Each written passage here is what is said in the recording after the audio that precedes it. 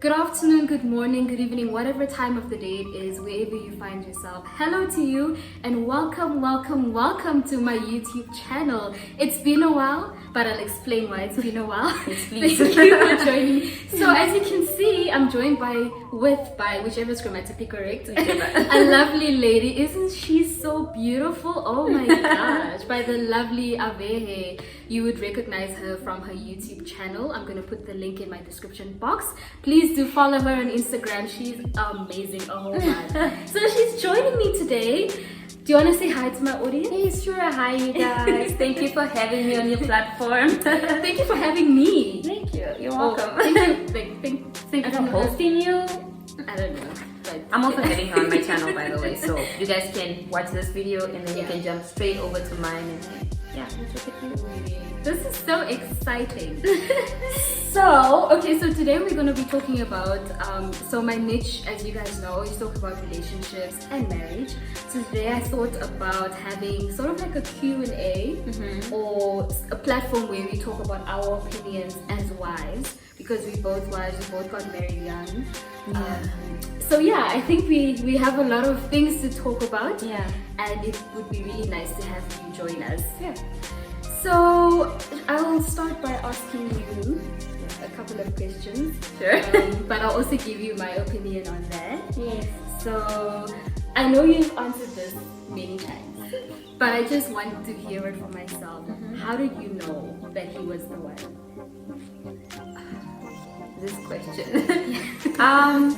The one answer that I've consistently given is that I just had a piece about him. I had a piece about who he was, and I knew that marriage is not child's play, but I knew I wanted to do it with him and not just with any other person. You know, I knew I loved him. I loved my husband long before he was my husband. I loved him when he was my friend, and I just had that peace, that sense of peace. Like, even if everything goes wrong and I'm with this man, I'm okay. So, wow, that is so amazing. I like how you talk about peace. That's how you know you are with someone, or you are with the one that you're supposed to be with, someone who brings you peace. Because I also felt that. I don't know if it's funny or ironic, but I felt, because you know, this is someone that just brought me overwhelming peace. Like everything, all the chaos would just calm down. And if you know my story, you know there was a lot of chaos. But there was just enough peace to make the chaos okay. So oh, that's so beautiful. I wish everyone could get to experience that kind of peace that comes with just being with a person. It's not even that they're perfect. It's just because it's not.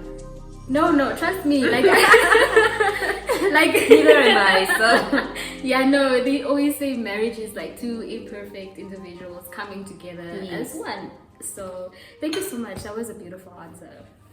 So, what are some of the worst questions you've been asked by either other married couples, strangers, friends, people around you, in respect of getting married young or being married in this day and age? I think for me, it's not even the questions; it's the assumption. I got married at 22. Okay. And the assumption was that, are you pregnant? Really? That's one. Yeah, you're pregnant. Why are you rushing into this? They felt like we were rushing into it. Okay. So, are you pregnant? Is it for the sex? Because you're a Christian now, obviously. Are you rushing into it because you're afraid you're gonna mess up? Or that was one of the things. What else? I don't know. Or you're just rushing into it. Like, there were just many of those little assumptions, but I think those two were like the worst. Like, are you pregnant? And I remember literally like 9 months later, I was like, where's the baby now? So I hate that assumption. Like, I really hate that two people, and also the whole thing for me was that, why do you say I am too young? I am old enough to have a child. I'm old enough to have sex. I'm old enough to pay my own bills. I'm old enough to make your own decisions. As a matter of fact, I was living alone. I was paying my own rent. I was working. I was doing everything. But I was apparently not old enough to be married, but I was old enough to house a child. So I could never wrap my head around it. And for me, that was one of the reasons why I was like, I'm old enough to be married. If I'm old enough to commit to the Lord, I am old enough for Him to trust me with this marriage ministry. Exactly. So, what is it? Exactly. Yeah. I mean, people can be so insensitive. Oh my gosh. There was this meme that I saw. Nobody gets married faster than two horny Christians. And I mean, it's funny, but it's not. I had the same because I also first vowed to have a commitment to God before I made a commitment to another man, to an individual. And the same thing for me, they're like, oh, you guys are rushing, because for us, it was within 4 months. Within 4 months of knowing each other, he proposed to me. And I knew when I said yes. Yes. So people were confused. They were like, what do you mean? Doing? Like, you don't even know. Like, my friends are like, we don't know this man. What do you mean? But I knew. So those are some of the things. Some people even ask me, like, are you pregnant? Or if you don't get married now, you're gonna miss out. Same thing. It's amazing how we experience some of the same. But you just have to like stand your ground. Yes, absolutely. I think for me I was just like, dude, if I'm gonna sin against God, I would not sin by getting married to the wrong person that He did not send to me. Right. I'd rather have sex. Right. I'd rather do all these other sins than sin and marry the wrong person. Yeah. Marriage is the person who you're gonna deal. marry is like the most important decision you're gonna make after getting saved. So I would have rather had sex out of wedlock. I would have rather done all of this other stuff than marry the wrong person. Exactly. I agree with you. Marriage is such a big deal. It is. I really, should I say hate? Hate is a strong word, but I don't like how the society doesn't value the importance of marriage anymore. People think, oh, we're just gonna get married and just kick it. It's a big thing. Like you try and kick it with a man who doesn't love the Lord. Right?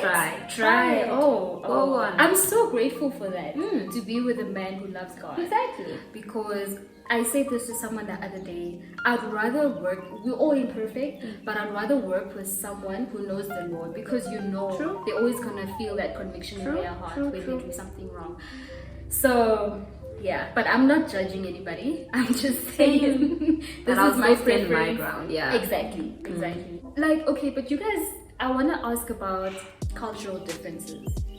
We are obviously the same culture, but every household is different, no matter how much of the same culture. So I didn't get a big culture shock like you did.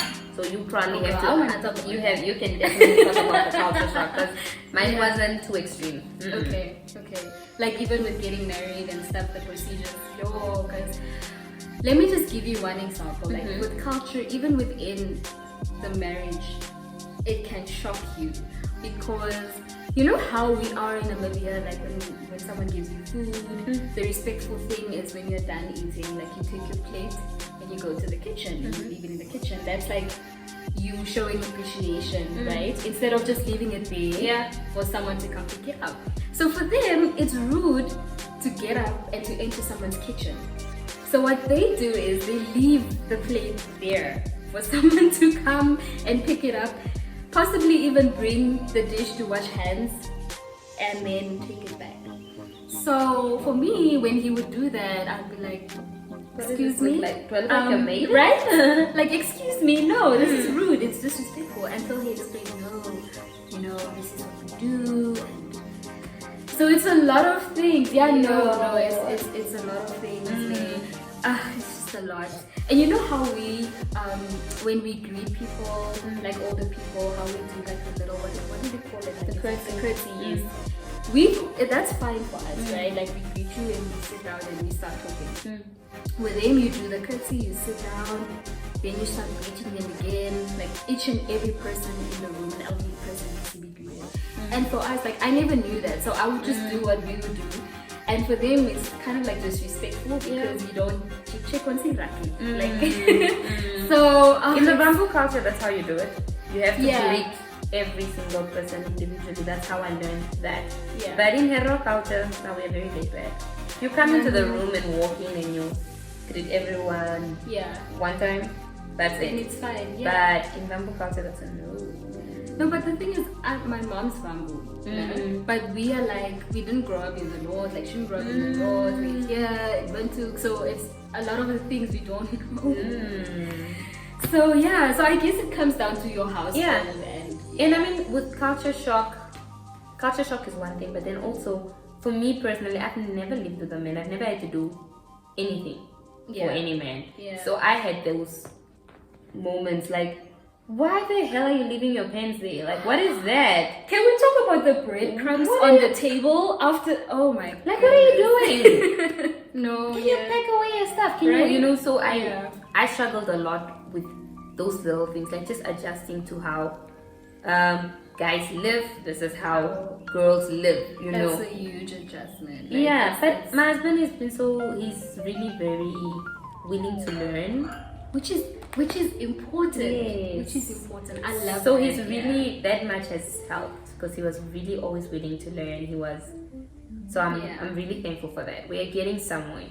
He's not always perfect, but we're getting somewhere. Like I throw tantrums, you know. Like as women, sometimes your emotions. I don't want to say we're emotional creatures, but sometimes your emotions. We do. Yeah. And so you act up, and you know. But for me, it's just with the. I was saying the other day to someone, the idea of being willing to be ready to change. That's so important. Yeah. You can't work with someone who's not even willing to ready themselves to be a better person or a different person. So for me, that's what I look at. I always do self-check, and I'm like, something, are we gonna change? Are we gonna do it? You know, and then it makes it easier for him to teach me because men are supposed to be our teachers. Yeah, because I mean they're the leaders. Yeah. So, but we're gonna get to that. Okay, so this question I have to ask because a lot of people do this idea. Do you love your spouse every day? I love my spouse every day. I don't like him every day. Yeah. I thought. I love him every day because the thing is, there's nothing he can do that will ever make me unlove him. Right? Because that's never gonna happen. Unconditional. Yes. But there are a lot of times that I don't like him. I'm just like, and I legit, my husband and I, we say it so often, like, even though it's mostly in a joke, I'm like, bro, I don't like you. Like, what the hell, you know? But I can safely say that I love you every day because I vow to love you forever. Yeah. But I never vow to like you forever. So keep that in mind. I agree. I mean, there are times that, because now we've just come out of the honeymoon phase. The honeymoon phase. Let's get married and everything. Yeah. And now you're hitting the reality stage and you're like, one moment you're so upset, you just want to strangle this person. And then the next moment you're like so much more in love and you're like, oh my gosh, like I love you so much. True. And that can happen in 5 minutes, guys. Yeah. Like within 5 minutes, you can dislike someone entirely and then love them more than you ever did. It's true. Because you're two different people, man. You're completely different people. You do things differently. It's just, it's a whole learning situation. But what I do think what helped me the most is having control over the way I respond to my emotions. Because we are allowed to feel some kind of way. But true maturity comes when you can have control over how you respond to how you feel. True. So that has helped me a lot. I think marriage requires a lot of maturity. It requires a lot of apologies. Do you apologize lately? I'm the one who's quick to apologize. That's not my husband's forte, however. I'm not. Is it?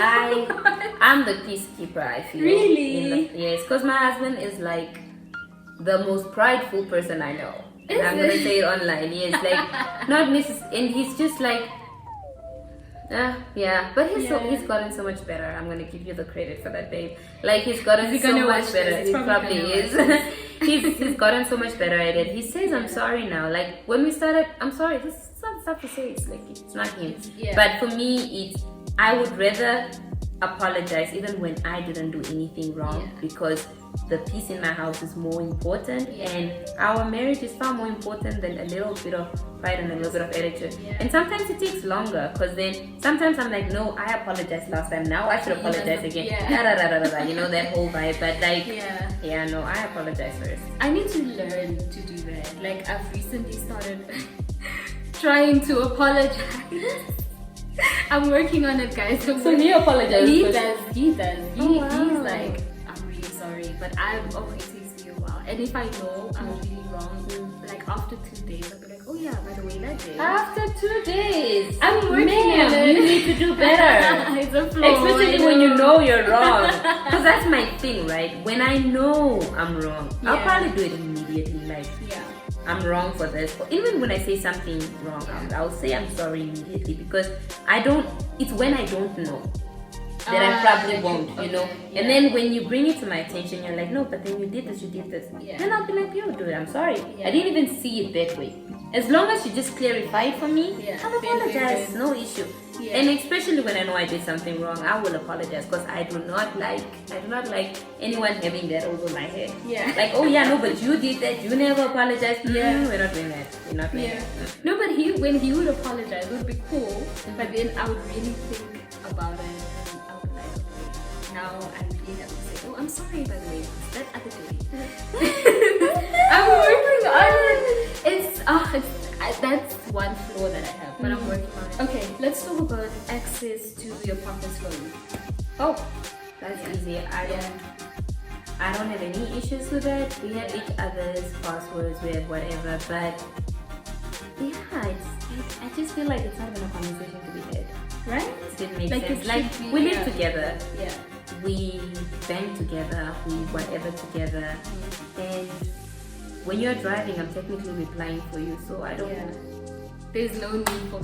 I'm so glad. Thank you Yeah. for saying it out. I feel like as married people, we don't need to hide our phones. We don't need to be, because you also don't. You have no business prying into the person's phone as well. Yeah, because that's what creates the issues. Exactly. I'm not gonna go into Kavi's phone to go and read his messages, who he's texting. Yeah. Why? Yeah. If he has something to tell me, he should tell me. He's never given me reason to not trust him. Yeah. So I'm not gonna go and start reading your conversation, because you have friends who trust you with things that are just for you, and I have friends who trust me with things that are just for me, and I would absolutely not appreciate it if Kavi went in and read my conversations with my friends that they trusted me with. You get where I'm coming from? But his phone is also not like constantly being hidden, being whatever, because there's no need for that. I'm not gonna go into your phone and read your messages. I'm not gonna see who's DMing you. I'm not gonna do that. That's exhausting. You are big. You are a grown person. I have no business trying to monitor whether you're gonna cheat on me or whether you're not gonna. If you're gonna, you're gonna. That's what it is. Exactly. You're big. I agree with you. It's just exhausting to be the kind of person to go through someone's phone. It's exhausting. I'm not gonna chase after a grown man. But it is important to not hide your devices from your spouse, because it's just not cool. It's just weird. It's the same as hiding food and stuff. It's just the same vibe. Like, why are you hiding the chocolates, or why you? It's stuff like you grow up with. You think about it. Like, older people used to do that. They're hiding biscuits. They're hiding. What are you doing? We said we're gonna share everything. It's ours. What are you doing? Exactly.